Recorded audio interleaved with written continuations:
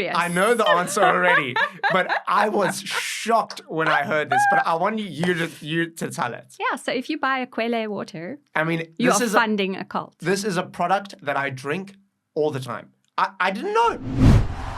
And we're live. Are you ready? How are you doing? Good. Cool, should we just jump straight into it? Totally. Today, we've got an absolutely amazing guest. And before I even introduce her, I just want to say thank you so much to everyone for all the support on the previous podcasts. It's been absolutely incredible. I've been reading through all the comments and I just didn't think that things would go so well so quickly. And I just wanted to start off by saying thank you so much and subscribe to the channel. Cool. So today's guest is Erika Bornman. She is an author and she is best known for her book Mission of Malice, which is about her experience of being raised in a cult called Kwasizabantu, or for short KSB. So welcome to the studio. Thank you so much and thanks for having me. I'm looking forward to our chat. Yeah. So I think let's start off with the definition of a cult. I mean, what is a cult? So that's it. Not everybody agrees on what is a cult. And it's something Kwasizabantu are vehemently against, being called a cult. So they don't like to be called a cult? No. Many people now these days call them high control groups, or they are all about control. So there's a cult expert in the US called Stephen Hassan. And he has a very simple way of identifying a cult, and he calls it the BITE model. And the B in BITE stands for behavior. So they control your behavior, what you do, how you dress, what you don't do. The I stands for information. So they control what you hear, but also what is said about them. The T stands for thought. And that is when they actually really get into your head and start controlling your thoughts. I think, you just complete brainwashing. Yeah, brainwashing. And then the E stands for emotion. So they also control you. They control your emotions and they control you through emotions. So they control you. They control your behavior, information, thoughts, and emotions, but they also control you by using behavior, information, thoughts, and emotions. They basically control every aspect of your life and all the information you're receiving and outputting as well. Absolutely. And what is the meaning of Kwasizabantu? So it's Zulu for the place where people are helped. Okay. Kwa is the place and Siza is help. Siza is help and Bantu is people. So the place where people are helped. It's got quite a dark feeling to it in a way. Now that I know what Kwasizabantu is about, when I hear that, it's like quite eerie. Many people just call it the mission. Like we all, when we were there and even after leaving it, it's just quite simply the mission, Yeah. I think before we get into Kwasizabantu and your life there, I think I want to know about your childhood a bit more. Like, what was your childhood like before you and your parents moved there? I remember myself being a really happy child. I'm the youngest of three. My dad's a teacher. He was a teacher. My mum looked after us at home. And were they quite good parents? Yes. Strict. I grew up in an Afrikaans home. Kinders word gesien en nie gehoor nie was definitely children are seen but not heard. Okay. Although we had lots of discourse as a family, but for example, if there were guests and my dad just needed to go like that, and we would instantly know what he means and what we should do. Be quiet and go away. Yeah. So they were strict but loving. We never had a TV at home, not even before we got involved with Kwasizabantu. Which is probably not such a bad thing. No, because I can read a book like this in 3.5 hours. And that's your book, eh? And that's my book, yeah. What's it called again?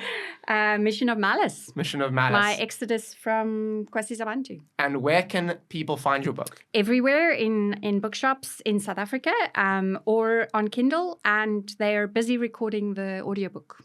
My publishers, yeah. Awesome. Yeah. Voiced by me. I'm joking. No, by a woman. So, was your family always religious? We went to the Dutch Reformed Church, the NG Kerk.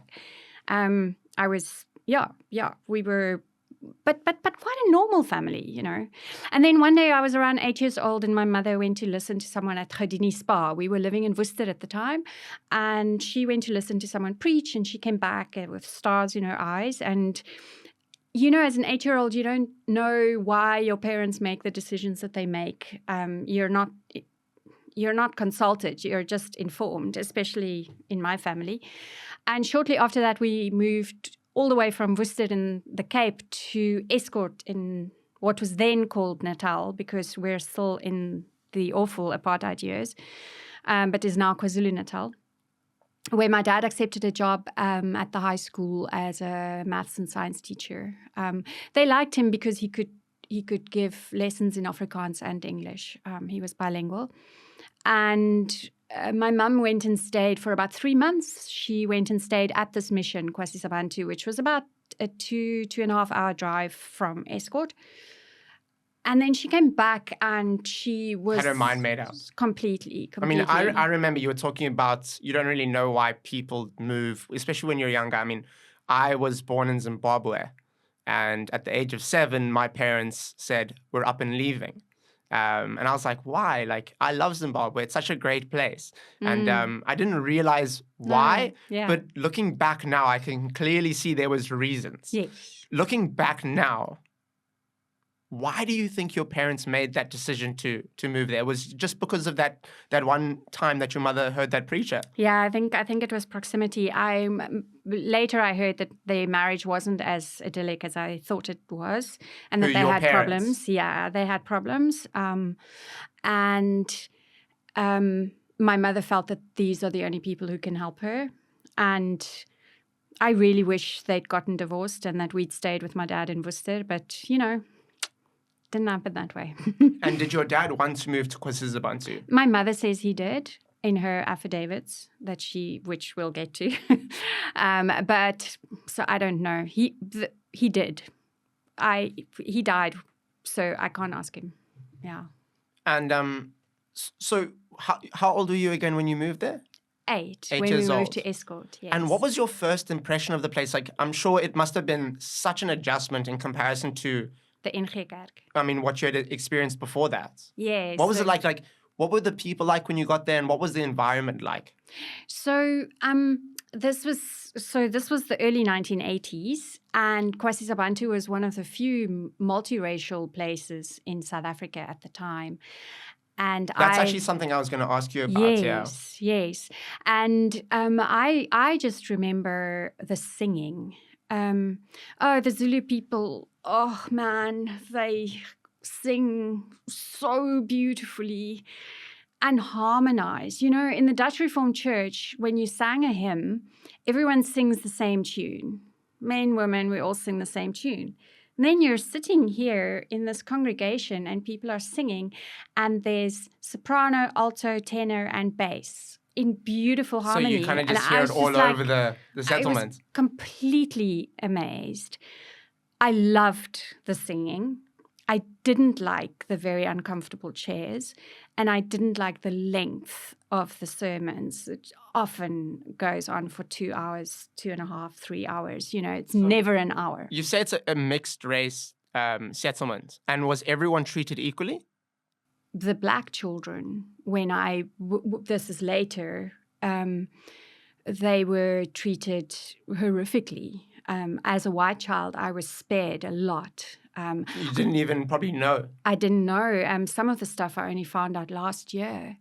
The black girls, when they established a boarding school in 1986, they would come back from holidays and all the girls would be tested for whether they were still virgins. That never happened to me. And the black children also, often the white children were told to leave the assembly or leave the hall. And I would later find out that the black children were beaten and sometimes stripped naked in public. Look, I witnessed a lot of public beatings as well, but never where children were stripped of their clothing. They never did that in front of us white children. And what were people beaten for? You could have been cheeky. Or So just like minor things mainly. yeah, whatever was Just because they perceived, could do it. because they could. If you wrote a letter to a boy, or if they thought you were making eyes at a boy, that was grounds for And a beating. was that not allowed, like, No. to form relationships or anything? Oh, God, no. You and I wouldn't have been allowed to speak to each other even, because we're not married and we're not related. No. Children were actually expelled from school, but they were only expelled after they'd been beaten. And it didn't happen to me because I was a white child, and I learned quite early on that I had to be absolutely quiet. I became a real shadow child.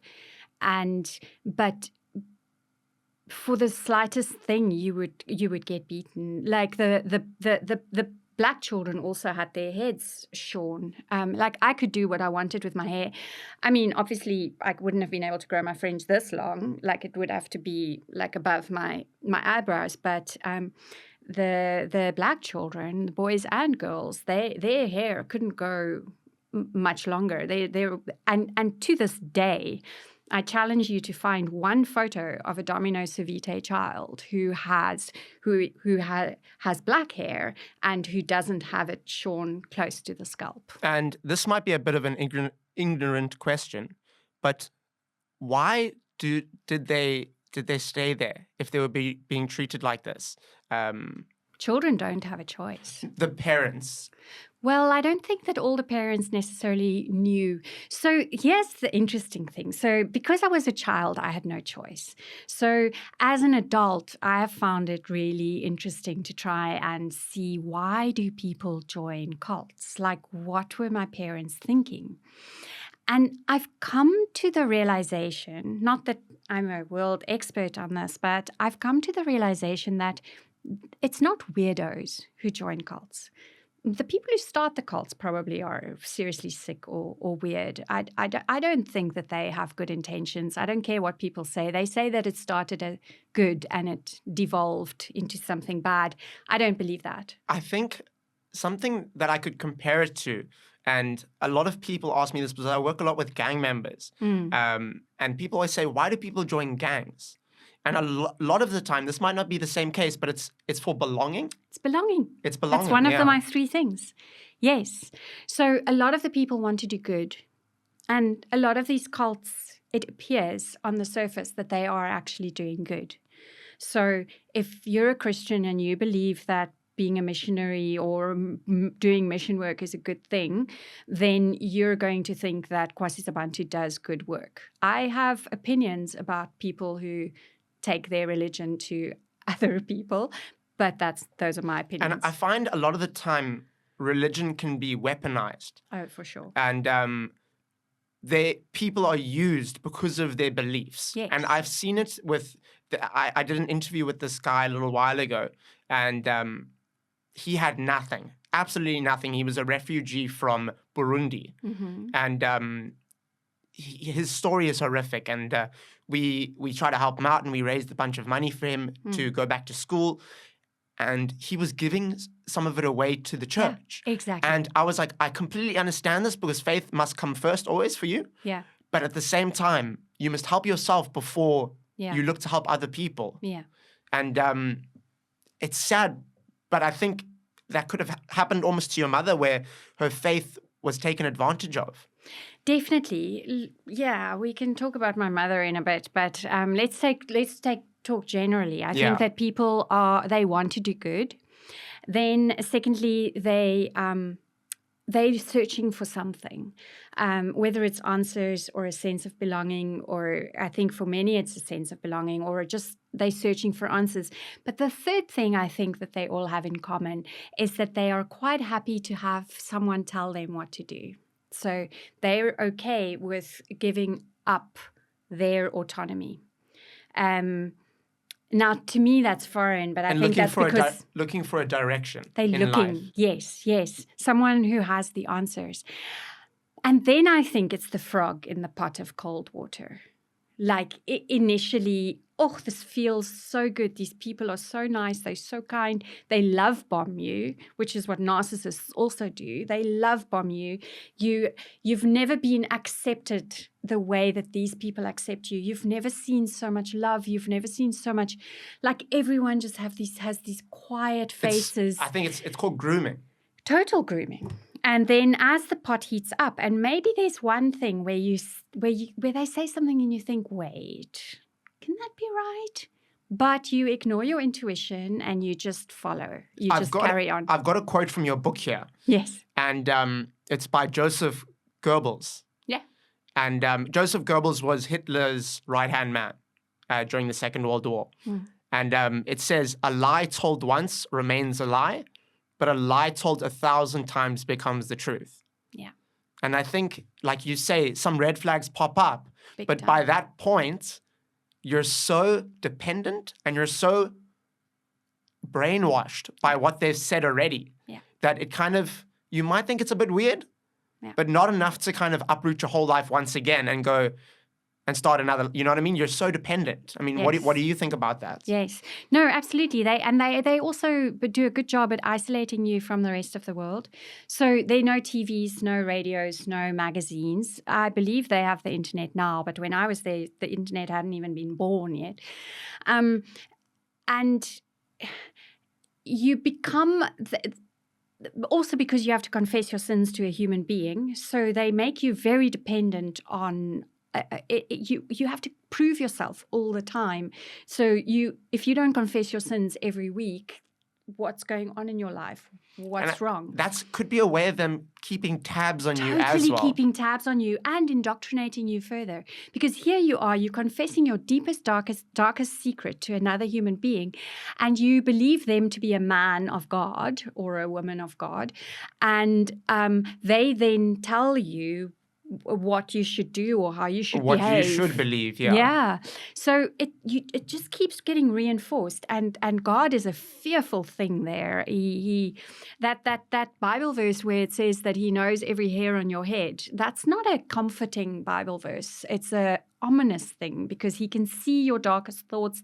He can see absolutely everything. And if you die with a single unconfessed sin, so if I walk past you in the road and I thought, oh, he's quite nice, and I die, then I go straight to hell because I hadn't confessed that sin to my counselor. The thing for me is insane. I've never understood this because I am not religious whatsoever. Did you grow up? How did you grow up? I've never been religious. I mean, and your parents?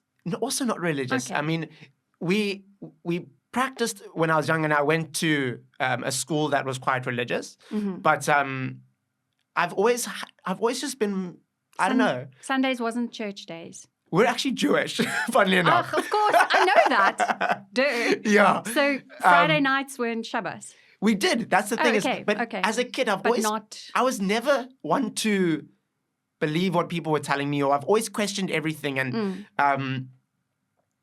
the thing is, when you were saying you'll go straight to hell if you have one unconfessed sin, for someone that does believe, that must be such a scary thing. Absolutely. Yeah. I mean, that would terrify me. No, but you are terrified all the time. When I was 10 years old, I started wetting my bed again. I mean, like what 10-year-old child starts wetting their bed if that's a huge red flag. But I was terrified. They would show us these movies. The one was called The Burning Hell. And if you watched it now, and you can watch it on YouTube, it's this awful American preacher, Estes Perkel, who made all these horrible movies.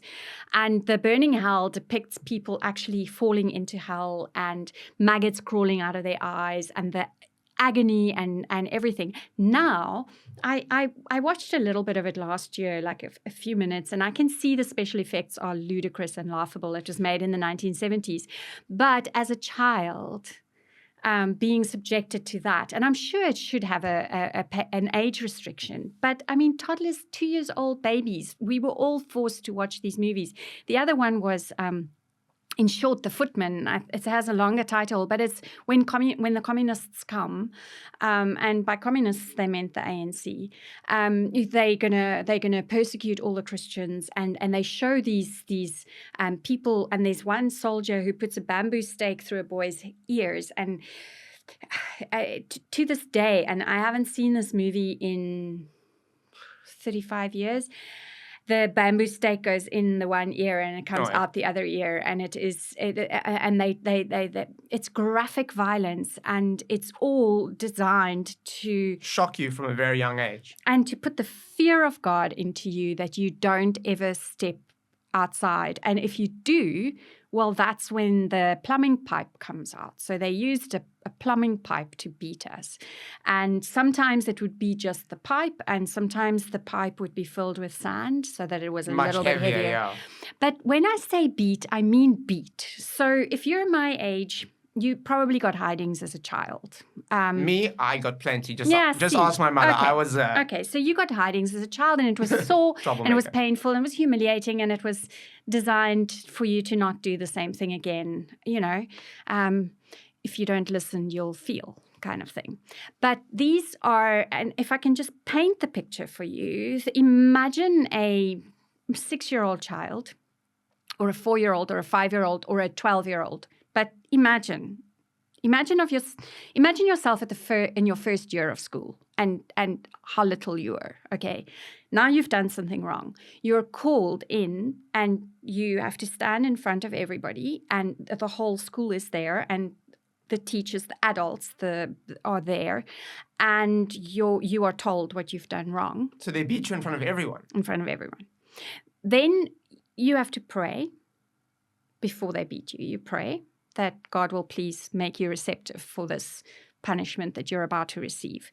Then what I often witnessed was the child would lie down on their tummy on the floor. One adult would hold their legs, the other adult would hold their arms, and the third adult would stand above the floor, raise his arm above his head, and bring that plumbing pipe down onto the child.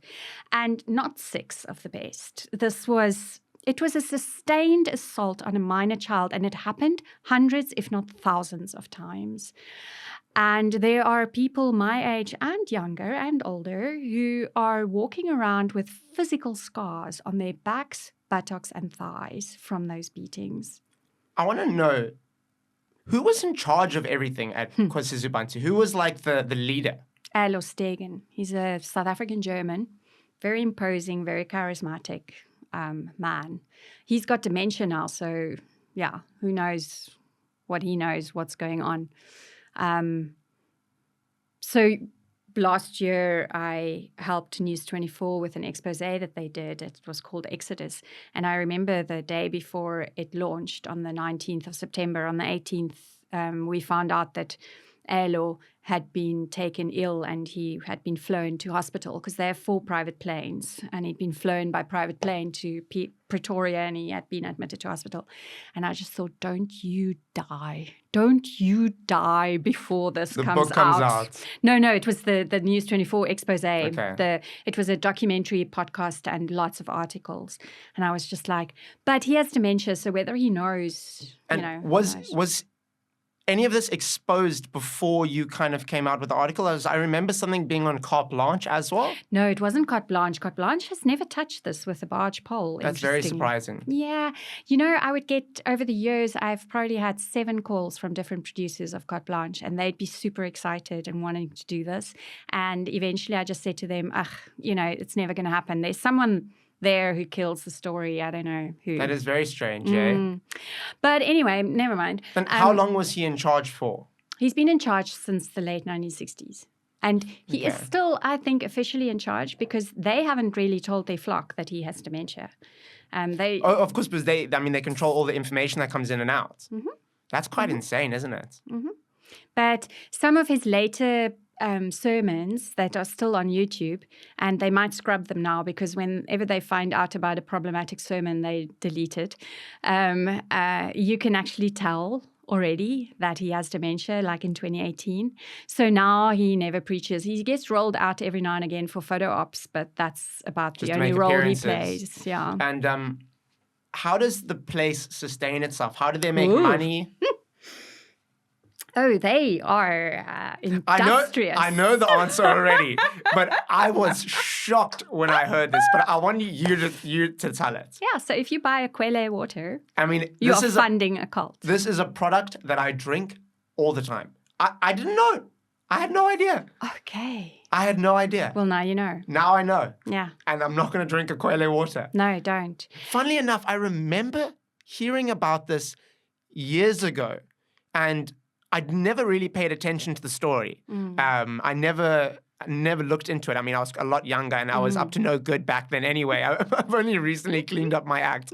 But a Kwele water is a product that is sold everywhere. I mean, it's everywhere. Yeah. I could not believe when I heard it was manufactured by Kwasizabantu. Yeah, and it's fully owned by them, and all their profits go straight they must make a to fortune. Kwasizabantu. They do.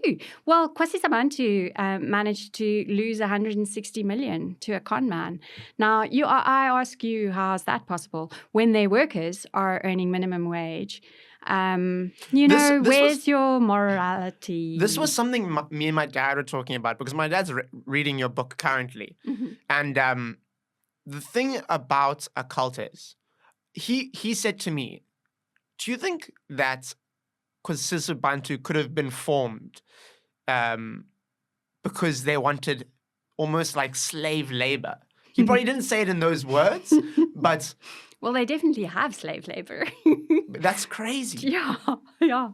So I think the workers at a Kwele factory get paid. But a lot of the other people at Kwasizabantu are volunteers. So they're doing it for God. Yeah, they're doing it for God. And even people who worked at Kwele told me that when they would ask, about their salary, they would be told, but you're working for God. Like, how can you ask for a raise?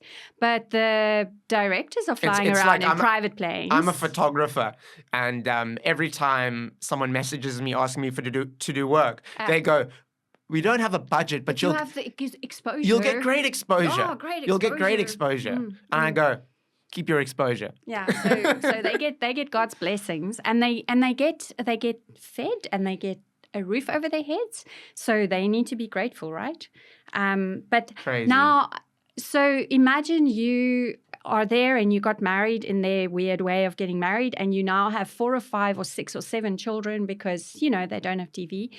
And now imagine that your eyes are open and you realize, hang on, these guys have been hoodwinking me. They are not godly.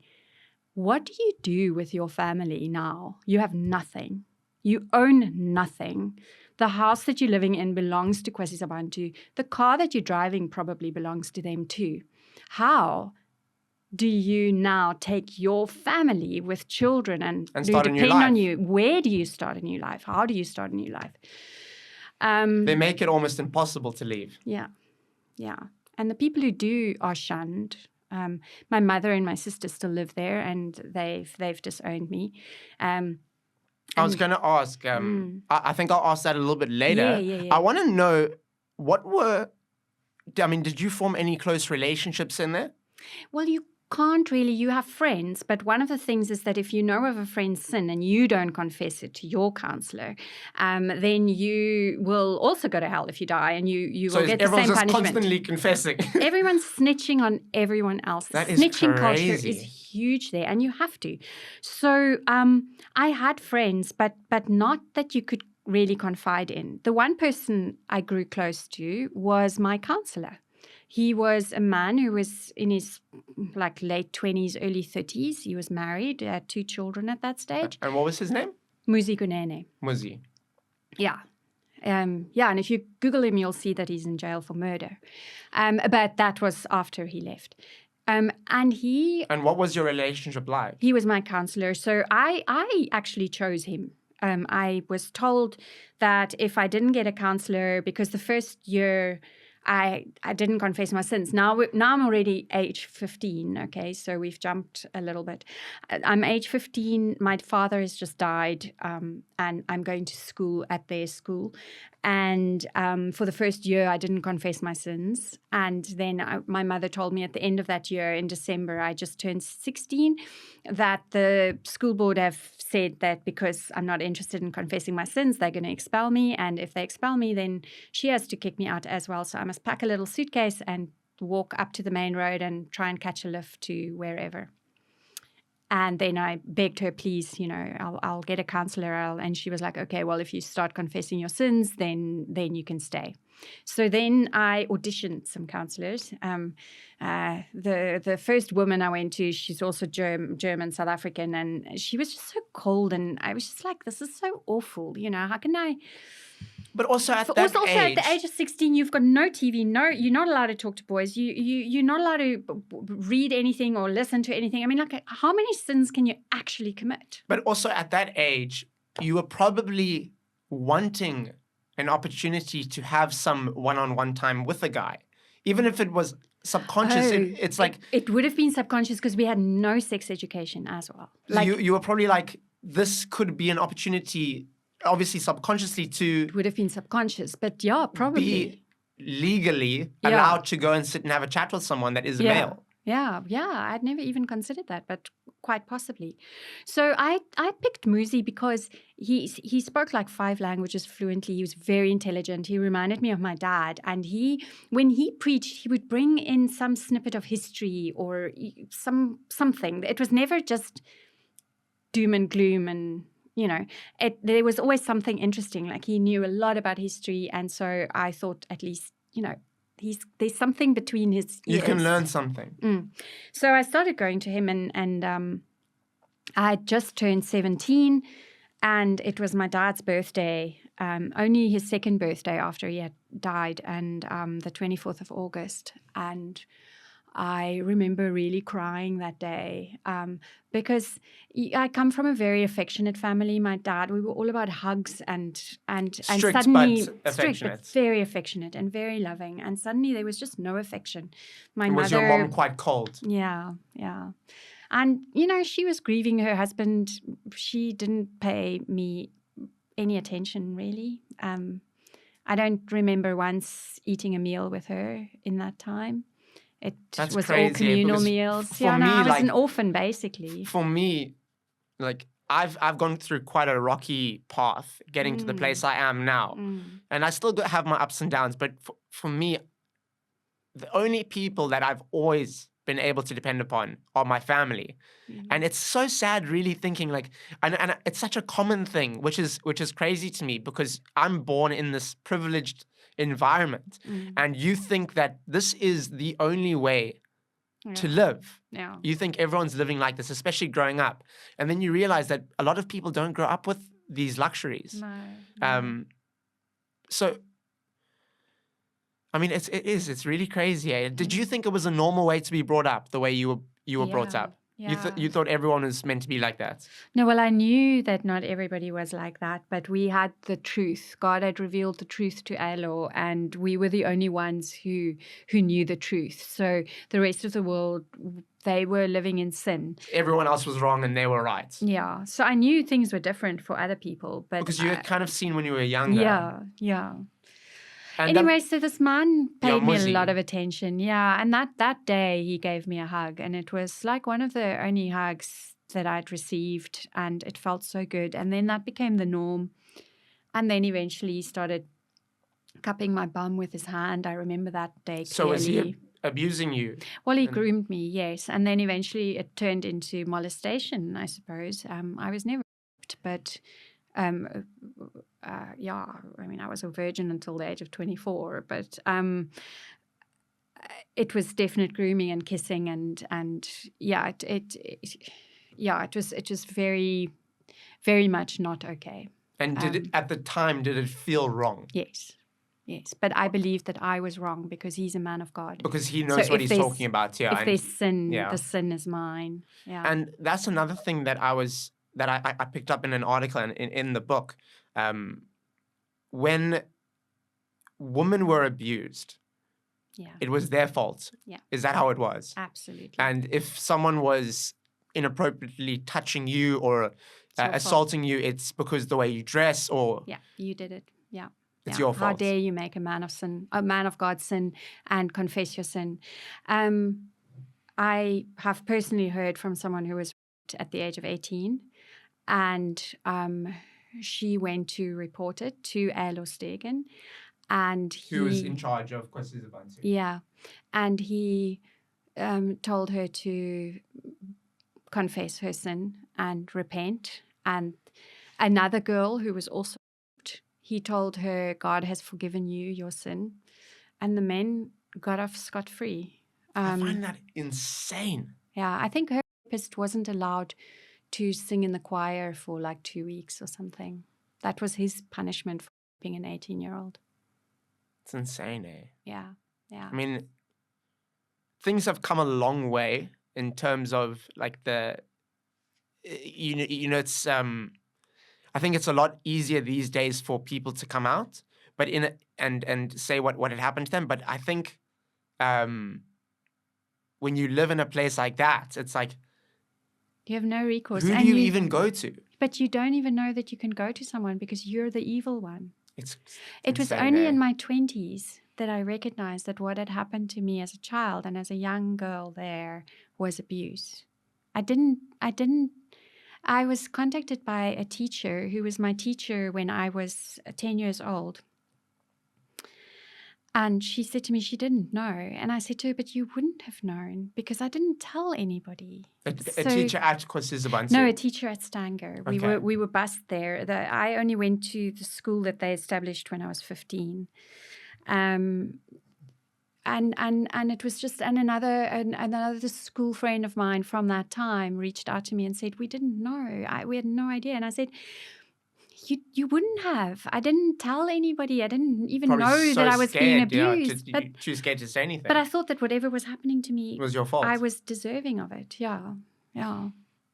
It's sick, eh? It messes with your mind, and you know what it does is it obliterates your boundaries as a child. And I mean, I ran away at the age of 21, which was in 1992. So you left Kwasizabantu at 21 years old? Yeah.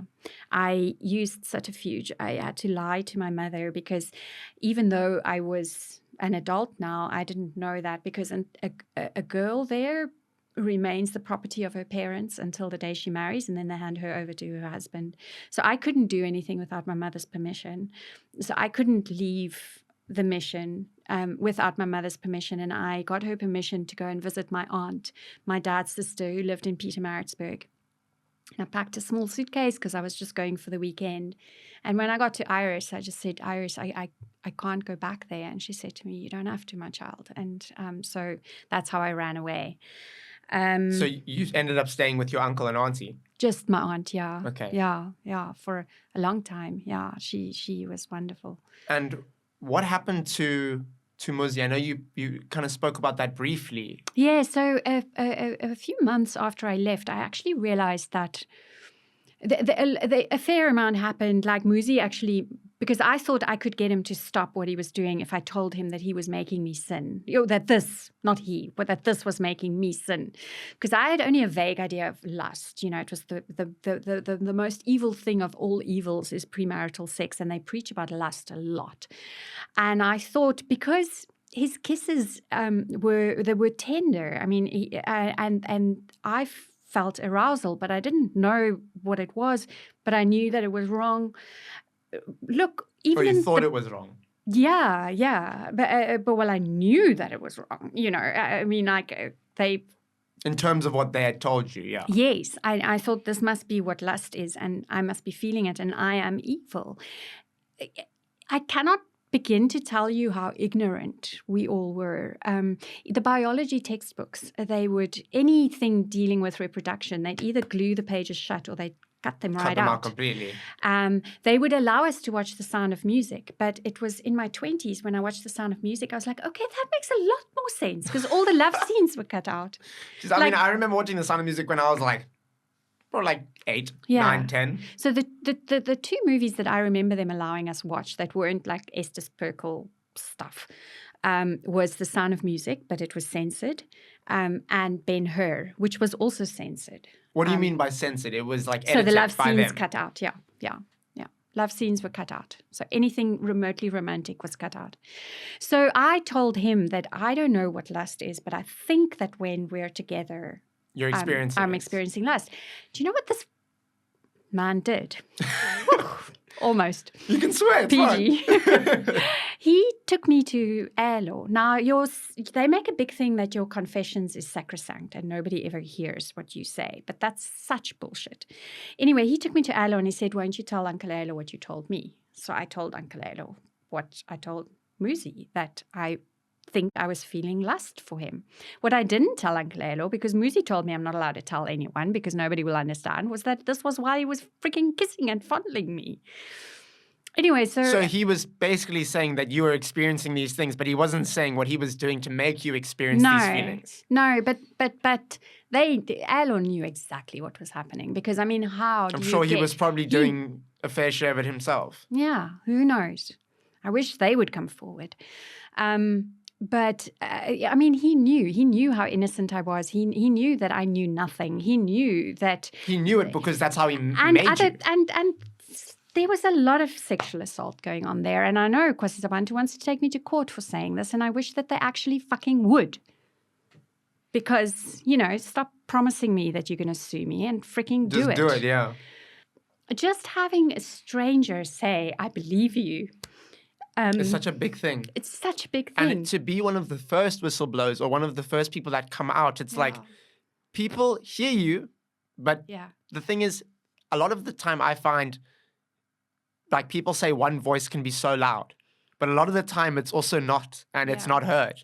And a lot of the time it takes a number of people before people start really listening and believing what's being said.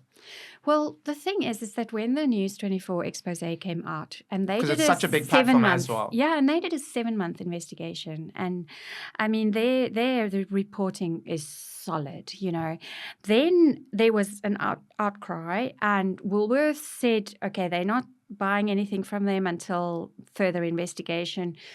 Checkers and ShopRite never took Aquila off the shelves. I mean, it's at every garage. It's at everything. Pick and Pay said no, they are going to wait. They want to investigate. Spar did the same, although many Spar franchises in KZN are owned by members, the leaders of Kwasizabantu. So it's a very powerful organization, eh? Oh, my word. I want to talk more about when you left. I mean, I've got it as this segment is called Joining the Real World. Yes. I don't know what the real world is, but... No, the real world is a flippin' scary place, dude. What was it like after being sheltered for so long to leave and now be able to do basically what you want? I mean, you said you stayed with your auntie. What was she like? Oh, she was the most wonderful human being ever. And was she religious? She's actually a Buddhist. But at that time, she still went to church every now and again, but she never asked. I went with her once. But religion wasn't an issue. It wasn't a big thing. No. She didn't kill ants or spiders. She was all about love and caring, and she was so compassionate, and she was just... Yeah, so suddenly I was just surrounded by so much love. But I had to get a job. I got a job as a receptionist. And I was still wearing the mission clothes, which is very, like, not revealing at all. Your upper arms have to be covered. Your knees have to be covered. Did you kind of rebel a bit against what their teachings were? Or were you so kind of indoctrinated that you still believed that you had to follow this way? Yeah. So you were still very religious and... Well, no, you see, I believed that I was going to hell. You were set. That was your fate. That was my fate. And so I may as well. And then I had an alcoholic drink, and then... Started loosening up a little bit. I got a pair of jeans. The first time I wore the jeans, in fact, the first few times I wore the jeans, I thought that this lightning bolt was going to strike me dead, because that's what happens to people in their stories. You turn your back on God and he strikes you dead. So when I first wore a pair of jeans, I mean... You were like, I'm a goner. This is it. I'm done. Totally. That's why I was a virgin for so long as well. And this is another thing is, can I say anything? Yeah. Can I read something from your book? No, go for it. That my dad actually bookmarked because he thought it was really funny. So this is talking about, I think, your first experience giving a blowjob. Oh my God! Do you know what I'm talking about now? Oh no! Can I read it? So it says, it's not all bad, of course. My ignorance and naivety led me into many situations that will, in retrospect, provide my girlfriends and me with lots of laughs in years to come. Like the time John pushes my head down and I realize that this must be what they call a blowjob. And so I take little John in my mouth and blow with all my might. What the hell? John exclaims. What are you doing? Our relationship doesn't last long after that. A few months later, never having ventured there again, I ask a girlfriend what the best way is to give a blowjob. And then she says, just pretend it's a lollipop, she says, and suck until you get to the sherbet. Suck, ? I'm supposed to suck? How was I supposed to know that? It's called a blowjob. For heaven's sake. Life out here is seriously confusing. Man, that is such a funny story. Because it's one of my dinner party stories. You know, it's like I always go like, and then everyone just collapses with laughter. These are but things, how was I supposed to know? These are things that you would learn growing up, you know? Yeah, I mean, chatting with friends. I couldn't imagine so many things. John, I don't know so many things, right? But I would know so much less if it wasn't for like trial and error, doing things and they're going, your parents going, no, this is not the right way to doing it. Or your friends going, this is not the right way of doing it, you know? Especially when you have friends that are close to your age and male and female. You don't just learn through your own experience. You learn through everyone else's experiences as well. And that doesn't happen in a cult. So the book opens on a scene when I'm in my 20s, and I have a meeting with a very malevolent pawpaw. And how that happens is you are so indoctrinated that if you have never been taught how to do something, you don't know how to do it. So you don't trust yourself or your intuition. You have no inner voice. You've silenced your inner voice long ago. And so if someone hasn't taught you how to make a bed, you don't know how to make a bed. If someone hasn't taught you how to walk properly or how to accept something, or you don't know how to do it. So you kind of stay in your lane. Yeah. So by this time, I've left the mission 3 years previously. I have my first proper serious boyfriend, and he takes me to a friend's house. It's a potluck lunch, and everyone's gathered and everyone's chatting, and I'm a bit nervous. Look, I'm a very outgoing person, but I was so out of my depth back then that I was just quite quiet, you know, unless someone started talking to me about something that I knew about, like the Second World War, or you know, then I could come alive because I actually knew what I was talking about. And the host, James, handed me a big knife and he said, Erika, won't you make the fruit salad? And you're like, I have no idea what a fruit salad is, or I have no idea how to make it. And I turned around and there's this pawpaw. Now, I've never been taught how to peel and chop a pawpaw. And I started crying, and I had a proper little breakdown there because that fear that I didn't know how to peel this pawpaw, but I knew I was going to do it wrong. And you probably didn't know how to ask for help as well. No. Asking for help to this day is a sin. It's very hard for me. Okay. Very, very hard. I learned I was on my own. I couldn't depend on anyone. So even to this day, it's like one of the things that I still battle with. And the people around you to this day, I mean, do you have quite good friendships? I have the best friends. I have such an amazing group of friends. What was their reaction when they found out how you were raised? And so with people that I'm close to, I'm quite open about it, you know. I mean, we just met now, and I can see you're very open about it. Yeah. But I did learn, however, like at a dinner party or whatever, the moment I started telling my story, I would be the focus for the rest of the evening. I'm sure that's probably quite scary. Oh, no, I like being the center of attention. My sister will tell the CRL Commission that I'm an actress. No, now I'm fine, Now I'm totally fine about Okay. it. There are things like when I think about my family, like my dad, my mom, my sister, my 3 nieces. They're adults in their 20s now, and I don't know them. I've been forbidden to have any contact with them. So that's really hard, and I think what writing this book, one of the things it did was it gave me so much, there's a beautiful Afrikaans word, deernis. It's empathy, it's tenderness, it's everything rolled into it. And it just gave me so much empathy for me as a little girl, as a young teenager, You can as kind a young of look woman. at it from a third-person perspective. Yeah. And I find, I always talk about this because it's such a big part of my life, addiction. Yes. When I went into treatment, you started writing things down a lot more. And I'd never really written. I wasn't much of a writer. But you start doing these programs and you start putting all your thoughts and all the things you had done or been through previously on paper. And it really starts to put things together. And when you see it from that perspective of writing it down, first of all, it's almost like you're putting it out into the world and you're kind of releasing that weight. And at the same time, it's kind of giving you room to have a space to just sit down and think about what you went through and go and to see how far you've come, really, I think.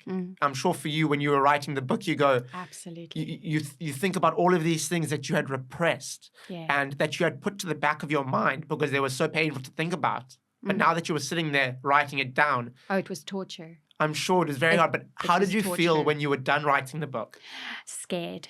I felt huge relief, but I was so scared that people wouldn't think it was good.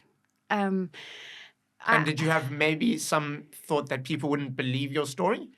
I think there are probably a fair amount of people who don't. But I also think that I had found such acceptance and I had such an outpouring of support every time after I've spoken out. Because the first time I spoke out against this place was in 2000. I wrote an article about them, and even back in 1996, I was helping. That's when I was born. No, really. I swear. See, that's the first time I spoke out against them publicly. Well, we were meant to meet today. 1996, I was 25 years old. I'm 25 now.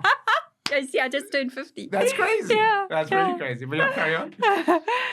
So I think I'd already had such an outpouring of support after the News 24 expose that I didn't fear that people wouldn't believe me. I feared that I hadn't written it well enough, that my writing wasn't good enough. You were never a trained writer, hey? No, I didn't go to university author. or anything. No. But I find that the thing with my work as well as I'm not really trained. I kind of just wing things and go for it. And I think people often appreciate the rawness where it's nothing. It doesn't have to be perfect, but it's about the story, and about the experiences. Absolutely. And I was actually really brutally honest about myself in this book as well. I write about where I messed up and what I did wrong. And because I don't think you can tell a story unless you're actually willing to go, I did that, and then I did that, and then I did that, and I did it.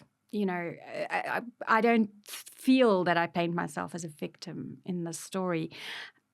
I hope that it's one of hope, because the books saved me in my 20s when I didn't know how to act in the world, and books have always saved me. And I would read books that other survivors have written, and not survivors, obviously, of Kwasizabantu. But just of anything, but really. Just of anything, childhood abuse or whatever. I remember one of the very first books I read was Angela's Ashes, that made a real impression on me. And Frank McCourt went through a completely different experience, but our experiences are similar.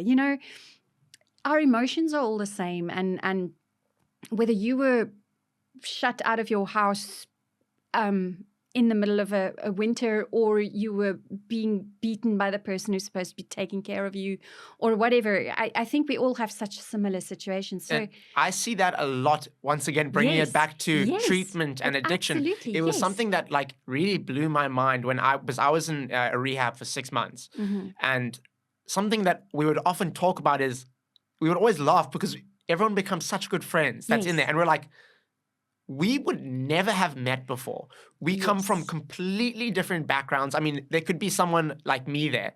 Then the next person that I'm sleeping next to is someone who's just been released from Polesmore, or someone from completely different background, and everyone just gets along, and we relate on so many levels. So I can imagine when you're Absolutely. reading other people's writings Yes. about Go. not necessarily the same experience, it was a way for you to relate to other people. And their books gave me hope. And I thought that if they could get to if they could come out on the other side in a way that they're able to write a coherent story about it. And it's more than 20 years ago. I've known for 20 years that I need to write this book. I always thought I would only write it after my mother died, because I just didn't want to do it to her, Yeah, we have no contact, and So you have no relationship anymore. no, and I don't even know if I love her. But I would have liked to have spared her this, even And do you though think it's she's her read it? decisions. I can't imagine that she hasn't. Yeah. Do you think she would have been informed about it? Well, I was quite tight-lipped about the fact that I was writing a book on social media, because Kwasizabantu follows me on Twitter. I know this because they had this narrative about me lying about something. I'm sure they're trying to expel everything you say. Yeah, as yeah. soon as you say, absolutely, no, I'm a that's liar. yeah. And I pointed out on Twitter how erroneous this one of their narratives were, and they immediately, their tune changed. So I know that they follow me on Twitter. Oh no, you're a man. It might not happen to you. What is it? So women that I engage with on Twitter, a number of them have had phone calls or emails from Kwasizabantu. Saying, don't believe everything Erika says. Why don't you come and see for yourself? So you might get a phone call or a. I hope they call me. Yeah, but they're misogynistic pricks. So so they might not, because you're a man. And I think, kind of coming towards the end here, I want to ask you, what are your religious beliefs now? I believe that it doesn't matter what you believe in. What matters is how you live, how you treat people, how you treat yourself, how you treat the world, and that you can believe whatever you want. If you don't live a good life, your belief means nothing. And you can believe whatever you want, and if you live a good life, then that's good. That's the way I see things, is because I'm not religious at all. I find that as long as what you believe doesn't impact someone else negatively, then believe whatever you want. Do what you want. You can hurt yourself. You can love yourself. Just don't impact the person sitting next to you. And I think that's the way to be. Doesn't matter what you want to believe. Just don't impact other people. Yeah, or the world, or animals. Or do impact people, but in a positive way. Exactly. Yeah. Exactly. Yeah, no, so I'm not religious at all. In fact, in my 20s, I was quite anti-religion. I'm sure you wanted to rebel a bit. Yeah, so if someone were to say to me, I'm praying for you, I would go like, please don't. But now someone says... you said to me just now, you said, if I start tearing up, don't feel sorry for me. Yeah. So, but now when someone says, I'm praying for you, I'm like, thank you, please pray for me. I can take all the prayer I get. But I'm not religious. I'm a good person. Just to end off, is there anything else that you think, anything else that you want to say, really? No, just that if you're watching this and you're thinking, how do people get involved in a cult? Like, don't be so sure that you wouldn't be susceptible.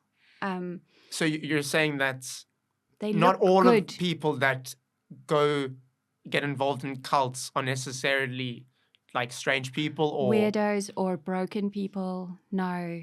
A lot of the time, like we were saying earlier, it's a way of belonging. Them bringing you in and giving you that sense of belonging. So I guess I would just point out that if there's a sense of them and us run for the hills. If a group gives the idea that they are the only ones who know the truth, run for the hills. If the group has one leader or a small set of leaders that they revere and they basically worship the ground they walk on, and you're not allowed to say anything negative about them, run for the hills. Basically, if everyone's not on an even playing field. Yes. And Run. if they want you to question the world, but they don't want you to question them, Yeah. run. I think that's a very important thing. Yeah. Well, this has been awesome. It's been so great. I'm honestly Thank so you. glad I had this opportunity Yes. to talk to you. I've loved it. Thank you so much. Well, that brings us to the end of the 3rd episode of the Wide Awake podcast. I hope you guys enjoyed it. And like I said last week, I hope you're still wide awake. Thank you so much for coming on. This has been... Thank you so much. I'm so looking forward to your next episodes. Yeah, it's been I've awesome. subscribed, and I can't She wait. subscribed, but have you guys? Because the last episode did extremely well. It got 30,000 views so far, but I think there's only 1,500 people following us there. So if you haven't hit that subscribe button, hit it, because there's a lot more episodes coming your way. Anyway, cheers, guys. Thank you so much. It's a pleasure. Thank you so much. It's fabulous, man.